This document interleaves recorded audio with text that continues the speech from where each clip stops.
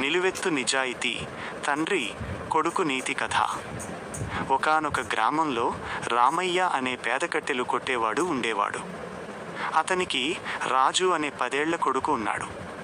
రామయ్య చాలా కష్టపడి పనిచేస్తూ వచ్చిన కొద్దిపాటి డబ్బుతోనే కొడుకును మంచి పాఠశాలలో చదివిస్తున్నాడు. తాను చదువుకోకపోయినా తన కొడుకు మాత్రం గొప్ప ప్రయోజకుడు కావాలని, సమాజంలో మంచి పేరు తెచ్చుకోవాలని రామయ్య తాపత్రయం.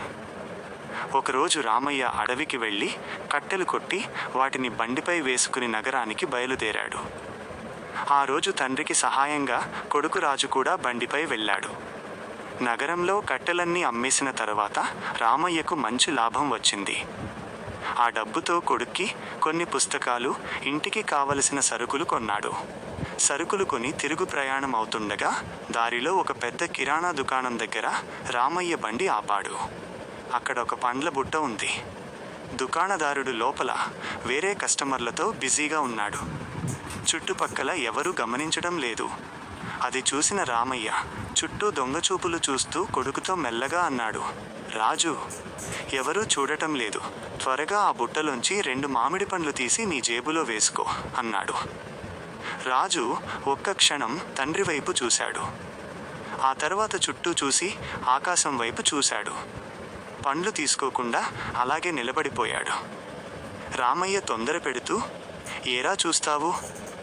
ఎవరూ చూడట్లేదు అంటున్నాగా, త్వరగా తీ అన్నాడు కోపంగా.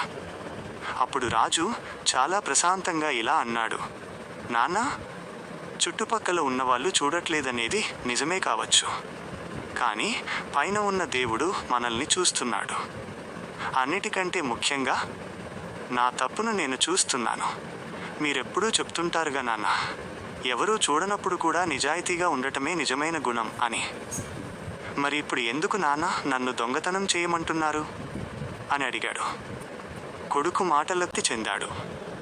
తన తప్పు అతనికి అర్థమైంది. కళ్ళల్లో నీళ్లు తిరిగాయి. కొడుకును గట్టిగా కౌగిలించుకుని, నన్ను క్షమించురా కొడుకా, కాసేపు అత్యాశతో బుద్ధిగడ్డి తిని తప్పు చేయబోయాను. ఈరోజు నాకు కళ్ళు తెరిపించావు.